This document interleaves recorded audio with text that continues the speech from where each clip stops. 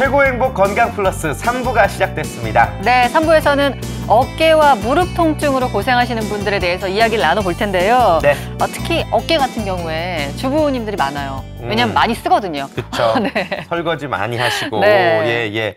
때문에 이제 뭐 주부님들도 그렇지만 나이가 들면 흔히 생기는 통증이라고 생각하기가 그렇죠. 쉽거든요. 네, 치료를 서두르지 않는 분들이 많은데 말씀하신 것처럼 어깨 같은 경우는 이 방치하게 되면은 진짜 고질병이 되기가 쉽습니다. 네. 정확한 진단, 적절하고 적합한 치료가 굉장히 중요한 부위가 바로 이 어깨입니다. 네. 그리고 무릎도요. 무릎은 뭐 연골 많이 얘기하잖아요. 그래서 이 무릎에 있는 연골이나 그 연골 사이에 있는 연골판 이런 데 문제가 생겨서 발생하는데 네. 역시 퇴행성 질환이고요. 그래서 나이가 들수록 그리고 체중이 많이 나갈수록 좀 빈번하게 좀 발생할 수 있으니까 체중 조절 이런 부분도 중요하다고 하네요. 그래요. 제일 움직임이 많은 부위가 관절이다 보니까 때문에 따르는 통증들, 따르는 질환들도 굉장히 많이 있거든요. 오늘 이 시간 저희와 함께 하시면서 이 다양한 관절 질환으로 고통받고 계시다면 어떻게 치료해 나가야 될지 계획을 한번 세워보시기를 바라겠습니다. 네. 자, 오늘 도움 말씀 주실 이정한 정형외과 전문의 모시겠습니다. 안녕하세요. 어서 오십시오. 안녕하세요. 최고행복 건강 플러스 시청자 여러분들의 상담 전화로 꾸며지고 있습니다. 네. 어깨 통증, 무릎 통증, 그리고 뭐 그 외의 관절 어디든 좋습니다. 어떤 통증이든 좋으니까요. 여러분들의 고민 직접 전화 주셔서 자세하게 상담 받아보시길 바라겠습니다. 네, 전화번호 다시 한번 알려드릴게요. 026938-1666, 026938-1666번으로 전화 주시면 되고요. 네. 방송 중에 전화 주셔야 자세한 상담이 가능합니다. 그래서 바로 궁금하신 점 생각나시면 전화를 주시고요. 그리고 이제 노후에 뭐 100세 시대 즐겁게 살아야 된다 이런 얘기를 많이 하는데 사실상 이런 삶을 유지하기 위해서는 관절 건강이 정말 우선이거든요. 그쵸. 그래서 이런 부분들 잘 생각하시고 궁금하신 점 많이 전화 주시기 바랍니다. 자, 지금부터 건강 플러스 3부 시작합니다.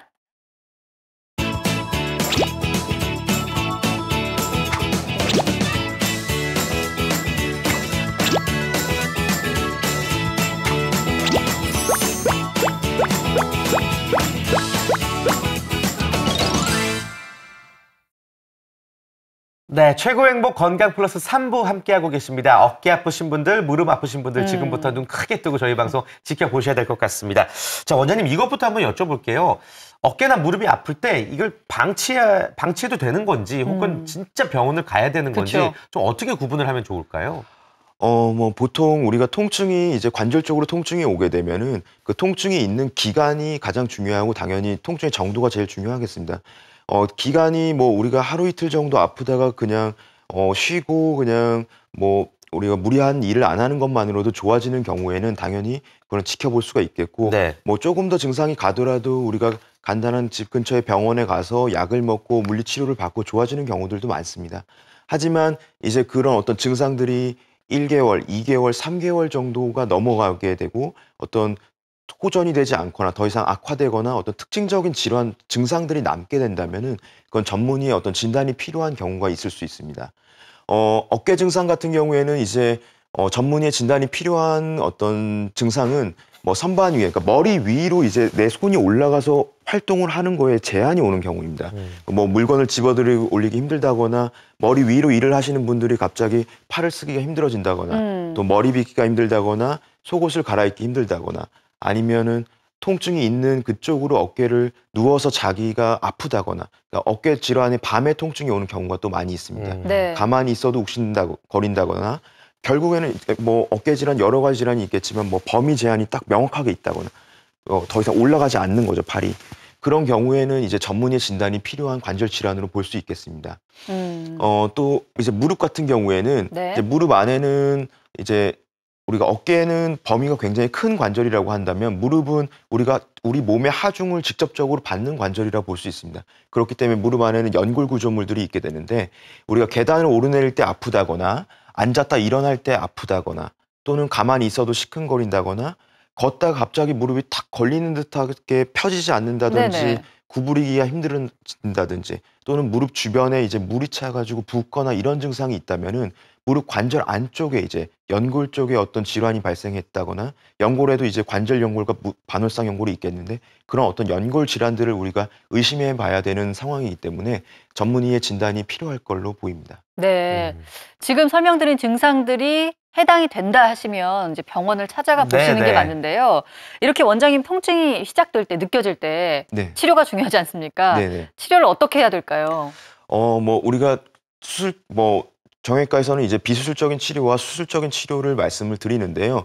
비수술적인 치료로는 가장 제가 처음에 말씀드렸던 약물 복용하고 재활치료, 물리치료하면서 이제 충분히 자기의 컨디션이라든지 이런 게 회복되면서 좋아지는 걸 보는 경우들이 있을 겁니다. 네. 근데 그런 거에도 이제 통증이 계속 지속되거나 이런 경우에 우리가 주사치료라든지, 주사치료라면은 우리 관절액과 같은 성분의 농축된 성분을 넣어주는 우리 보통 연골주사라고 하는 그런 우리가 윤활 작용을 더 극대화시켜주는 그런 주사 치료라든지, 또는 우리가 증식치료 주사라든지 이런 것들의 주사 치료가 있을 수가 있고요.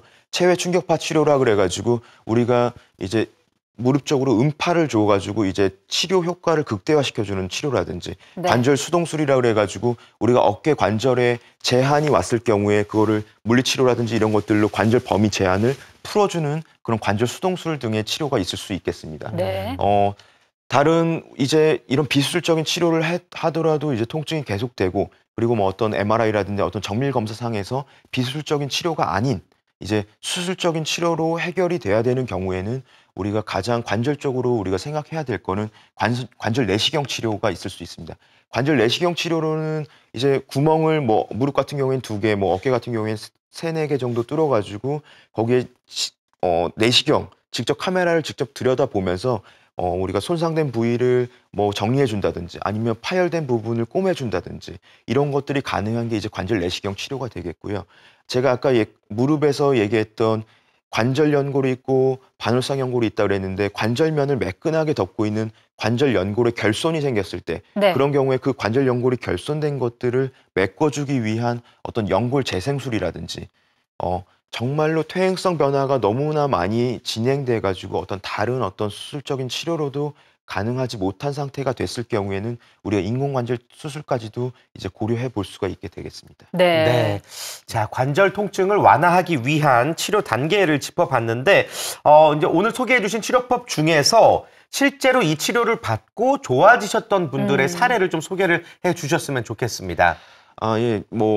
일단은 이분 같은 경우에는 59세 남자 환자고, 어깨 통증이 이제 3개월 넘게 지속이 됐었는데 다른 병원에서 주사 치료라든가 물리 치료를 했는데도 계속적으로 증상이 있어 가지고 저희 병원에 오셔서 정밀 검사를 했었을 때 이제 보게 되면은 이게 회전근개라 그래서 어깨 관절에서 어깨를 들어 올리는 가장 중요한 근육이 있습니다. 그 회전근개에 어떤 전체적으로 부착되는 부위가 있다면은 그 부위 중에 일부가 파열된 부분이 있습니다.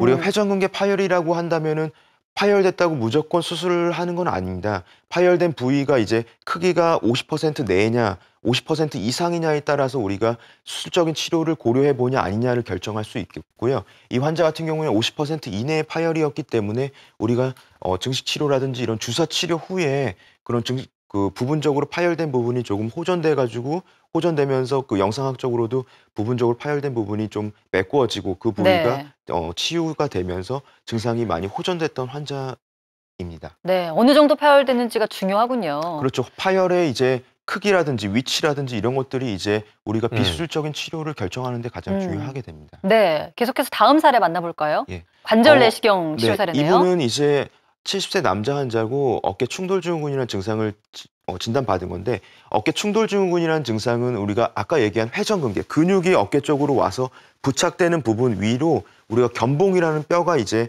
그 근육 위에 위치하게 됩니다. 그럼 네. 그 근육 위로 견봉이라는 그 뼈 아래로 회전근개가 매끄럽게 왔다 갔다 움직여야 되는데, 어떤 퇴행성 변화의 어떤 한 부분으로 우리가 생각하고 있는데 견봉 아래쪽으로 이렇게 뼈가 자라 들어오게 돼가지고 근육이 왔다 갔다 하는 부분에서 계속적으로 이 견봉에 부딪히게 돼가지고 네. 우리가 발생되는 걸 충돌증후군이라 그렇게 말씀드리게 되는데, 네. 증상이 계속되게 되면은 관절 안쪽에 염증이 가득 차가지고 윤활낭염이라든지 이런 것들이 생기게 되고, 또 이런 것들이 생기게 되면서 회전근개에도 계속적인 마찰을 주거나 그러면 회전근개 일부 파열되거나 이러면서 증상이 발생되게 됩니다. 그렇기 때문에 이거는 견봉 성형술이라고 그래가지고 견봉이 아래쪽으로 누르는 부분들을 이렇게 여기까지가 나와 있어야 된다는 부분들이라면 이거를 평평하게 이제 갈아내 줘가지고 더 이상 이제 견봉으로 인해서 충돌 증후군으로 발생되는 질환들을 기계적으로 해결해주는 그런 해결해줘서 증상이 좋아진 경우라고 보시면 됩니다. 자, 관절 내시경 치료 사례까지 살펴봤고 또 네. 줄기세포 이용한 치료가 있었죠. 네, 줄기세포는 이제 아까도 제가 얘기했듯이 관절 연골, 무릎에는 관절 연골과 반월상 연골이라는 연골 구조물이 있습니다. 관절 연골은 이 뼈를 매끈하게 한 겹 더 감싸고 있는 연골이라고 보시면 되고요. 반월상 연골은 여기 까만색 나비 넥타이처럼 한 번 더 지금 이게 단면이기 때문에 이렇게 삼각형 모양의 단면으로 보이겠지만 실제로는 반달 모양으로 무릎 안쪽에 이제 물렁뼈 역할로서 관절 연골을 매끄럽게 움직이고 이 결국엔 이 관절 연골을 보호해 주는 거죠. 충격으로부터 보호해 주고 움직일 때 무릎을 수도 없이 구부리고 폈다 할 때 그 무릎이 윤활 작용을 해줘 가지고 연골이 닳지 않게 해주는 건데 이런 관절 연골이 이렇게 원래 덮고 있어야 되는 부분이 결손되게 된 환자에 있어서 그 부분을 긁어내 주고 그 부분에 구멍을 뚫어주고 이게 크기가 연골 결손의 크기가 작은 경우에는 뭐 나중에 말씀드리겠지만 미세천공술이라든지 이런 연골 재생술의 가장 기본적인 방법으로도 치료할 수가 있겠지만 이 연골 결손의 부위가 굉장히 큰 경우에 그 부분을 구멍을 뚫어주고 여기에 줄기세포를 이제 이식해 줌으로써 다시 연골이 이렇게 한 층이 더 덮여지는 효과를 보여주는 게 이제 연골 재생술 치료라고 보시면 됩니다. 네, 좋습니다. 다양한 방법으로 이 관절 연골을 치료한 그런 사례를 만나보셨는데요. 저희가 보여드리는 사례는 좀 예후가 좋았던 사례고요. 그쵸. 환자의 상태나 치료 시기에 따라서 결과는 달라질 수 있습니다. 지금 보신 치료법으로 나도 좀 도움을 받을 수 있을지 궁금하신 분들 전화 주시기 바랍니다. 네, 관절 통증에 대한 어떤 고민이든 좋습니다. 이정환 원장님과 직접 상담 받아보실 수가 있는 전화번호 026938-1666, 026938-1666번입니다.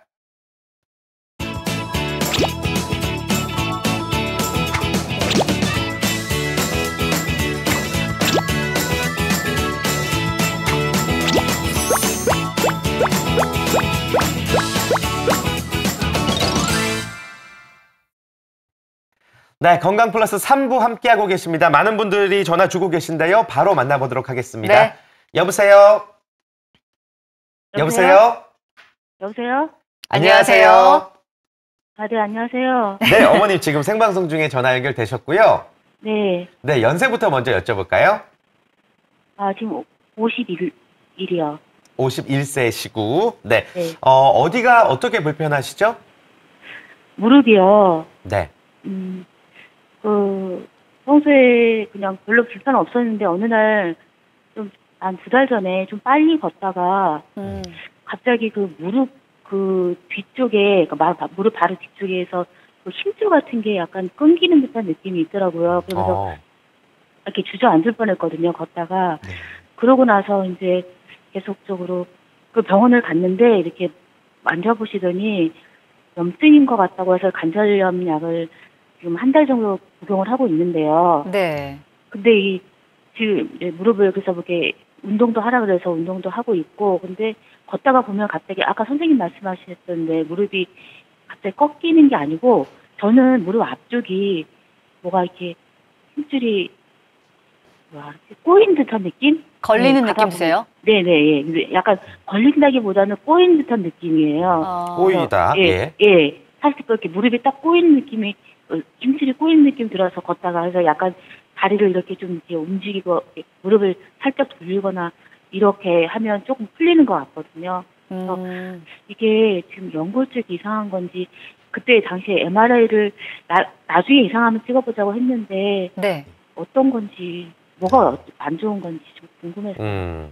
무릎 지금 이제 지금 느끼심은 앞쪽이신 건가요? 원래 처음에 끊기는 느낌 드셨던 건 뒤쪽이라고 하셨거든요. 네네. 근데 그 무릎이 꼬일 때 역시 뒤쪽도 좀 약간 그런 느낌이 있어요. 네. 네.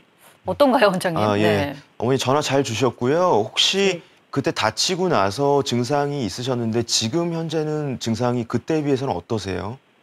약 먹고 예, 좀 나아진 것 같아요. 나아진 부분이 있죠. 예. 네네.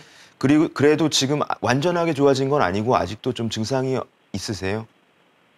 무릎 쪽이 제가 신경 써서 그런지 늘 살짝 이렇게 부어 있는 것 같지는 않고요. 뭔가 굉장히 제가 아끼고 있기 때문에 근데 뭐 나아졌다는 느낌보다는 지금은 네. 제가 조심조심 걷고 있거든요. 예. 네, 근데 그때보다는 예, 좀 약을 먹으면서 나아졌다는 느낌은 있어요. 근데 네. 그래도 조심해서 걷다가 갑자기 그런 느낌이 딱 네. 이렇게 꼬이거나 이런 느낌이 오면 예, 네. 그렇거든요. 예. 그 어머니 제가 좀 설명을 드릴게요. 그 걷다가 지금 어머니 나이가 이제 51세 이제 60세 그 사이쯤으로 해서 반월성 연골 질환들이 좀 많이 생기는 나이십니다. 왜냐면은 우리가 젊을 때는 뭐 뛰어다니고 산을 막 올라다니고 이래도 전혀 이상이 없다가도 그러니까 나이가 좀 들게 되면은 그런 어떤 걷는 거 그냥 아니면 산에 다니는 것만으로도 지금 어머니가 느끼셨던 것처럼 갑자기 뚝 하는 느낌이 든다든지 이런 게 있을 수가 있습니다. 그거는 왜냐하면 반월성 연골도 같이 나이가 듭니다. 나이가 든다라는 건 뭐 퇴행성 변화가 진행된다는 건데 그 얘기는 뭐냐면 반월성 연골도 어떤 그 젊을 때는 전혀 그런 외상에 다치지 않을 정도가 이제 지금은 그냥 일반적인 어떤 별거 아닌 거에도 손상이 될 가능성이 높아진다는 뜻이거든요. 그래서 아마 소리가 날 정도로 그런 근육의 손상은 아니었을 걸로 보이고요. 아마도 반월상 연골 그 중에서도 뒤쪽 기저부 쪽에 파열이 되는 경우들이 있습니다. 그 뒤쪽 기저부 쪽으로 파열이 탁 일어나게 되면은 당연히 그때 굉장히 통증이 오게 되고 무릎이 이제 안에 뭐 혈액이 찰 수도 있고 부을 수도 있고 이런 증상이 있을 수 있는데 시간이 지나면 약을 먹고 우리가 잘 쉬고 이렇게 되면은 급성기 증상 결국에는 그러니까 탁 다치고 나서 바로 생기는 급성기 증상들은 좋아질 수가 있습니다.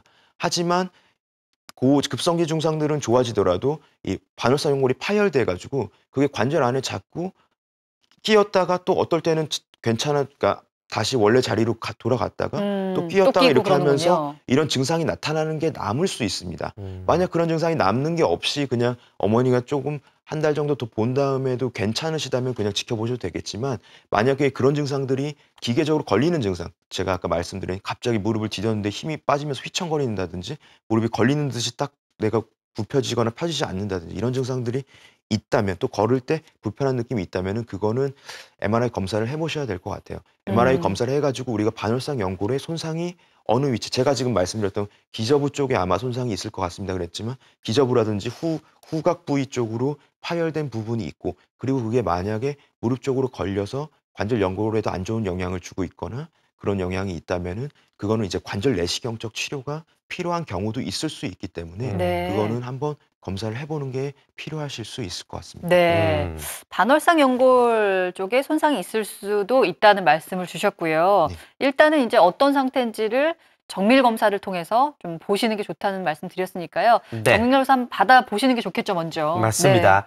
일단 그리고 또 원장님 말씀 중에 지금 관절 내시경 이야기가 나왔는데 이게 구체적으로 수술인 건가요? 시술인 건가요? 관절 내시경은 정확하게 말씀드리면 그건 수술입니다. 네. 뭐 시술이라고 말씀하시는 분들도 있지만 정확하게 말하면 수술이죠. 마취를 하고 네. 보통은 네. 우리가 척추 마취라 그래서 하반신 마취만 한 상태에서 이제 환자 멸균된 상태로 다 모든 것을 소독한 포로 덮은 상태에서 우리가 구멍을 2개 정도, 손가락 하나가 들어갈 정도의 구멍을 2개 정도 뚫은 다음에 네. 하나에는 내시경이 들어가게 되고 하나는 기구 조작할 수 있는 게 들어가 가지고 직접 관절 내부를 확대해서 보면서 그 부위를 진단과 치료를 동시에 할 수 있는 방법입니다. 지금 영상을 보시면은 저희가 이렇게 관절 내시경 지금 카메라를 보고 있는 거고요. 위쪽 아래쪽으로 보이는 게 관절 연골이고 아까 이렇게 부드럽게 보이는 것이 지금 너덜너덜 지금 찢어져 있는 부분이 저게 반월상 연골이 파열된 부분입니다. 네. 그래서 저게 관절 안쪽으로 자꾸 들어왔다 나왔다 하면서 불안정한 부분들을 우리가 자꾸 무릎 안에 걸리는 부분들을 일부를 깨끗하게 제거를 해주고요. 네. 만약에 꼬매줘야 될 부분이 있다면 꼬매주게 되고 너덜너덜한 부분, 불안정한 부분들을 지금은 부분 절제술을 하는 거고요. 네. 그걸 한 뒤에 이제 관절 안에 더 이상 이제 걸리는 부분이 없는 거를 정확하게 확인하고 나와서 이렇게 수술하는 방법이 이제 관절 내시경 수술입니다. 뭐 무릎 관절 내시경 같은 경우에는 수술 시간이 한 40분, 30분에서 한 1시간 안쪽으로 대부분 걸리는 경우가 대부분이기 때문에 네. 그렇게 시간이 오래 걸리지는 않습니다. 수술이긴 한데 어떻게 보면 좀 시술의 장점을 많이 가지고 있네요. 그렇죠. 우리가 예. 예전에 뭐 절개를 해서 그거를 다 노출시켜서 보는 방법이 아니라 이제 구멍을 뚫어가지고 그 안에 물을 집어넣고 카메라로 보면서 그걸 해결해 주는 방법이기 때문에 수술 후에도 뭐 보통은 다음날 바로 퇴원해가지고 일상생활을 하게 되는 경우가 많고요. 물론 뭐 파열을 봉합한다거나 아까 나온 연골 재생술을 하는 경우에는 이제 뭐 6주간 목발을 짚는다든지 이런 것들이 필요할 수 있지만 그냥 반월상 연골을 우리가 해결해주는 그런 어떤 부분 절제술을 하는 대부분의 경우에는 이제 바로 일상생활이 가능한 경우가 더 많습니다. 예. 네. 자, 어머님께 많은 참고가 됐으면 좋겠고요. 계속해서 연결되신 분 다음 분 만나보도록 네. 하겠습니다. 여보세요? 여보세요? 네, 안녕하세요. 안녕하세요. 예, 안녕하십니까. 네. 수고 많으십니다. 예. 아유, 고맙습니다. 감사합니다. 예, 예. 항상 즐겨보고 있습니다. 아, 고맙습니다. 예, 예. 예, 즐겨보시면 안 되는데 아프신 분들만 즐겨보시는 건데. 그래도 뭐, 또, 이 건강 프로니까 또, 네, 즐겨봐야죠. 네, 그럼요. 네, 건강에 고맙습니다. 항상 관심을 가져야죠. 네. 예, 아버님, 예. 연세는 어떻게 되십니까? 예, 50대 중반입니다. 네. 지금 어디가 안 좋으세요?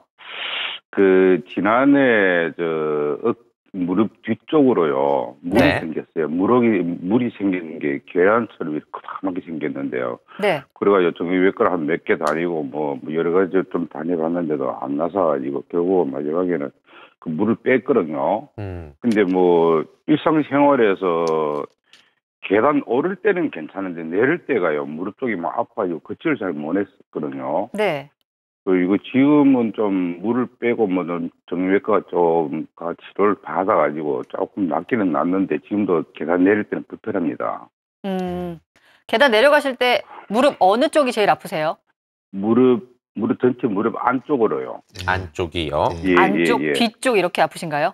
예. 네. 아버님은 MRI 같은 건 아직 안 찍어보셨고요. 아직은 안 찍어봤습니다. 네. 알겠습니다. 그럼 원장님께서 조금 몇 가지 더 여쭤보도록 할게요. 네. 예. 예, 아버님 앉았다 일어날 때도 좀 증상이 있으세요? 예. 앉았다 일어날 때도 네. 무릎 쪽에 좀 굉장히 뻐근하고 좀 찌릿찌릿한 그런 감이 혹시 있거든요. 괜찮은 무릎 쪽이랑 비교해가지고 지금 아픈 쪽에 좀 부어 있거나 그런 건 없으세요? 예, 조금 벗겼습니다. 예. 예. 제가 아버님 말씀하는 걸 들으니까요. 예. 일단은 제가 물론 직접 진찰을 하고 이러면 더 좋겠지만 일단 예. 들은 걸로 말씀을 드리면은 무릎 예. 뒤쪽에 이렇게 계란이 하나 뭐 나오는 것처럼 만져지는 부분이 있고 예. 무릎 계단을 내려올 때 이제 좀 통증이 있고 이런 것들은 이제 반월상 연골 질환일 가능성이 큽니다. 물론 반월상 연골이 파열된 거에 연골 결손까지 동반돼 있을 수도 있겠지만 일단은 반월상 연골 질환은 있는 걸로 보이고요. 예. 무릎 뒤쪽이 부은 거는 뭐냐면 우리가 이거를 뭐 베이커시 낭종이라고 표현을 하는데요.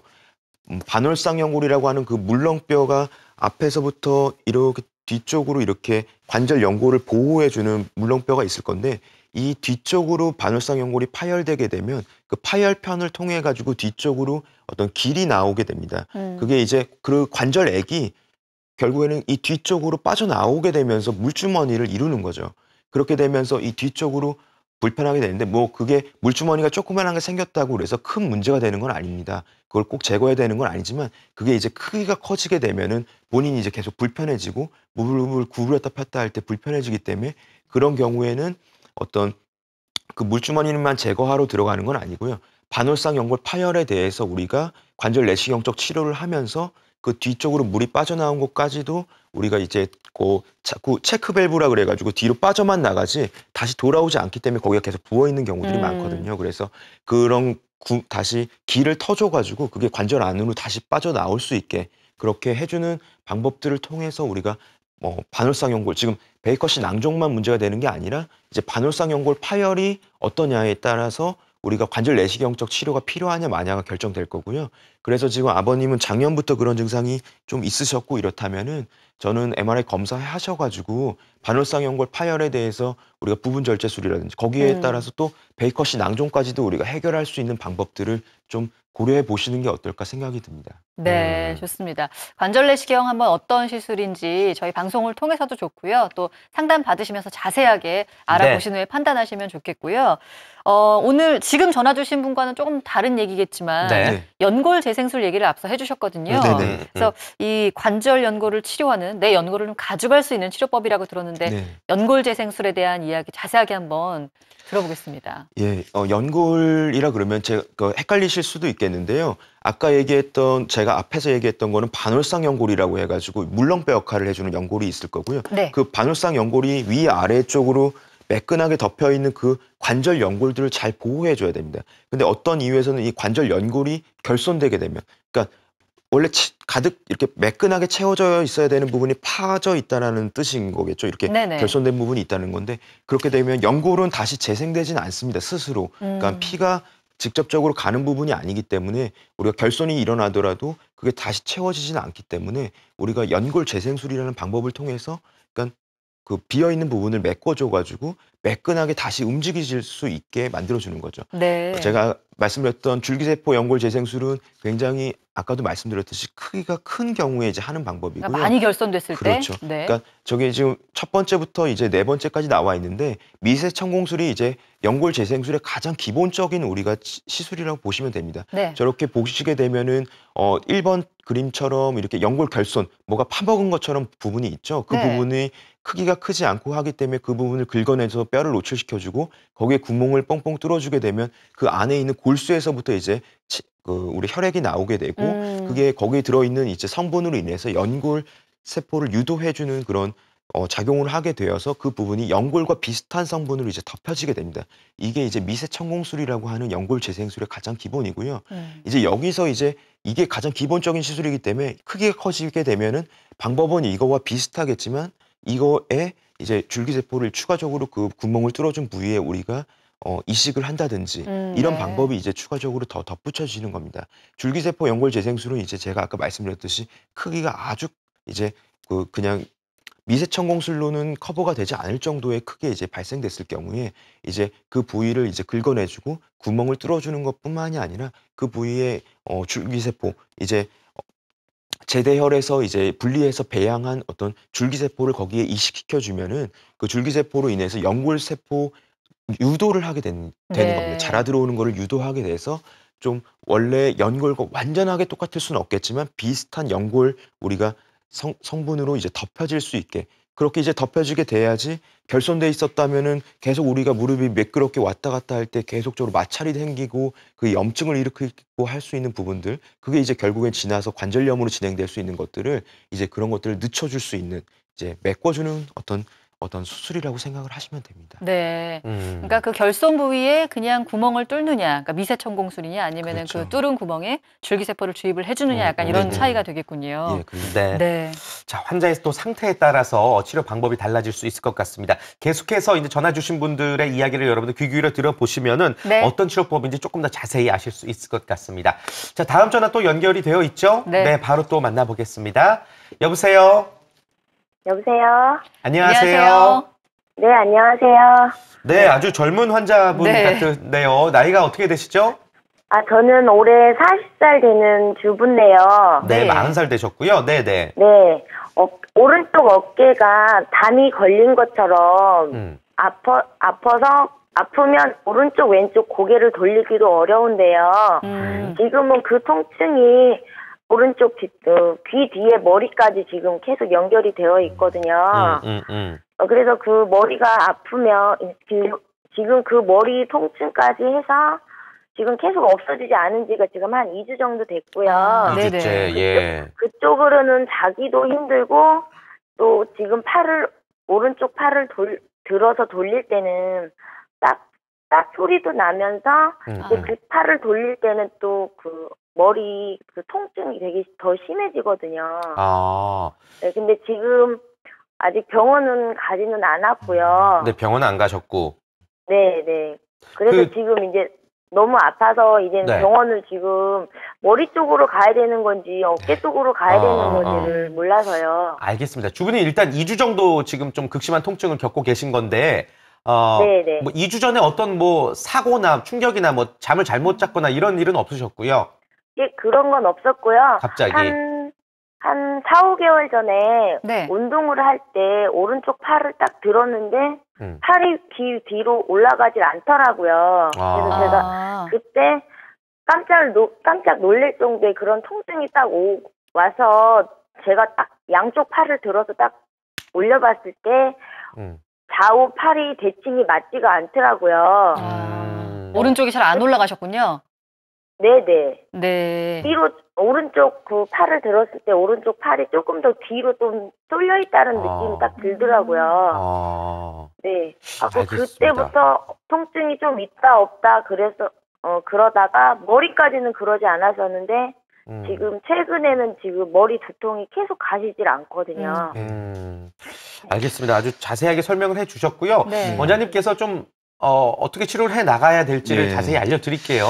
네. 일단 기간은 2주 정도면은 그렇게 많이 된 건 아닙니다. 그래서 2주 정도 증상이 있으셔서 오셨을 때는 먼저 환자분들을 진찰을 하고, 어머니 지금 말씀 잘 하셨는데 왜 그러냐면은 우리가 이 목 쪽 아니면 머리 쪽 이 두통이 있으면서 이쪽으로 같이 불편하신 분들도 있고, 그리고 목에서부터 어깨로 연결되는 이 라인을 따라서 불편하신 분들도 있고, 또 어깨가 아프면서 이 위팔뼈까지 불편하신 분들이 있습니다. 그러니까 이게 참 구별하기가 쉽진 않죠. 그렇기 때문에 두통이 있을 때도 이게 어깨 쪽으로 내려오는 방사되는 걸 느끼실 수가 있고요.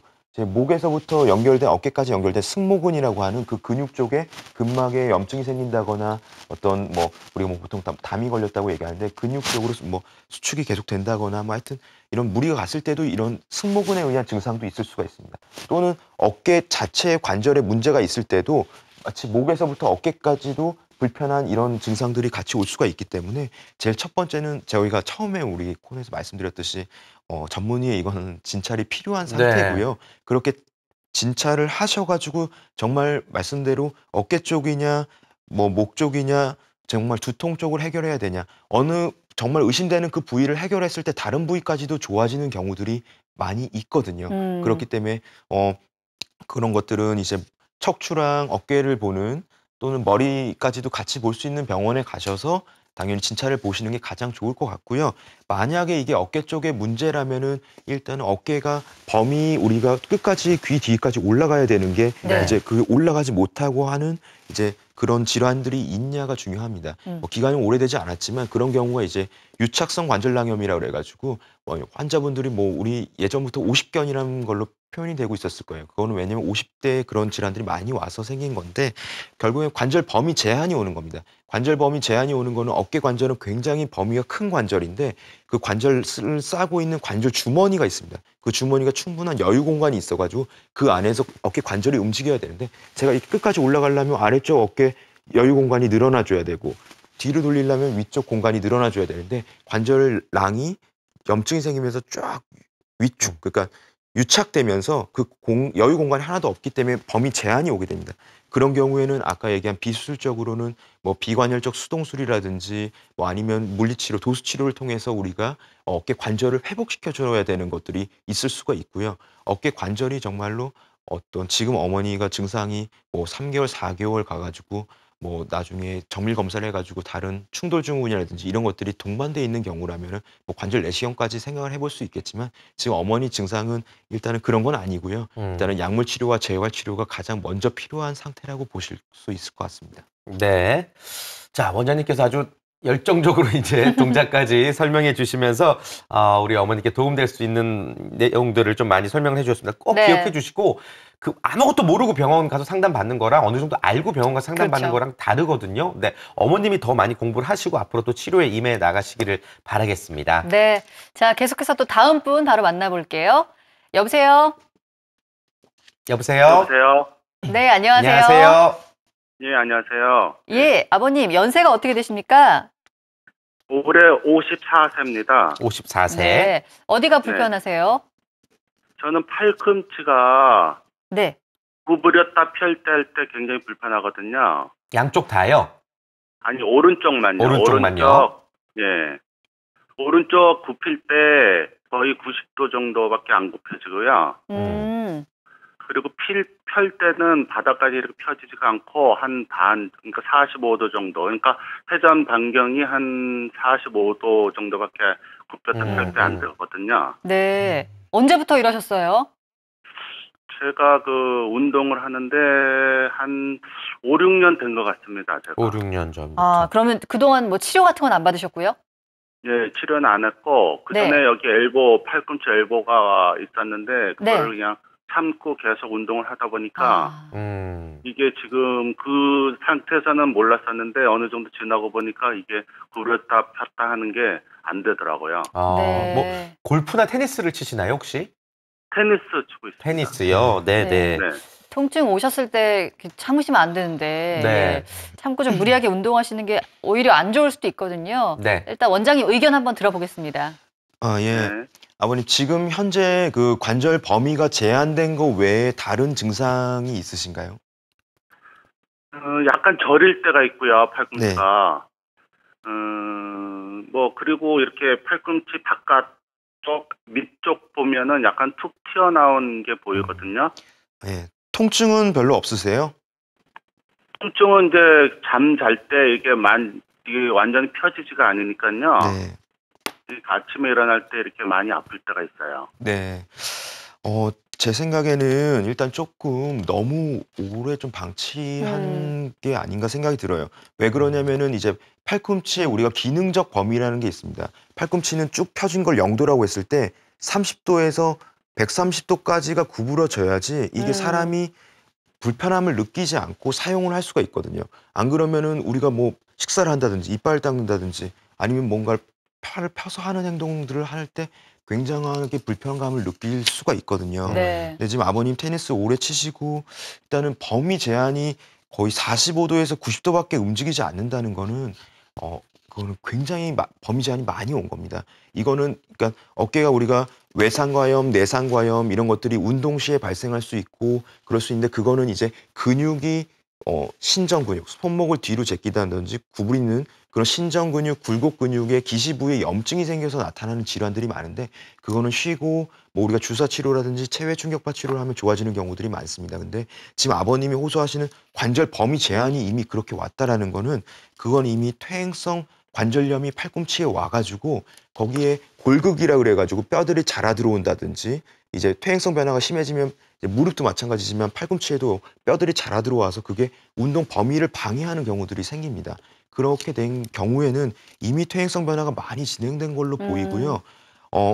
이제 그 병원에 가시게 되면은 이거는 우리가 퇴행성 그 골극을 제거해주고 그 범위를 풀어주는 수술을 할지 말지를 사실 결정해줘야 되는 그런 단계까지 와 계신 걸로 보이고요. 네. 그렇기 때문에 아버님은 최대한 빨리 그런 진단을 받고 거기에 따라서 어떻게 치료를 할지를 중요하게 생각하셔야 될 것 같고 정말 테니스를 많이 즐기실지 모르겠지만 앞으로 그런 운동도 다른 걸로 좀 전환해야 되는 게 필요하지 않을까 그렇게 생각이 듭니다. 그래서 지금 관절 범위 정도라면은 이거는 빨리 진단을 받고 치료가 필요한 정도 상태이기 때문에 네. 병원에 가보시는 게 중요할 것 같습니다. 네.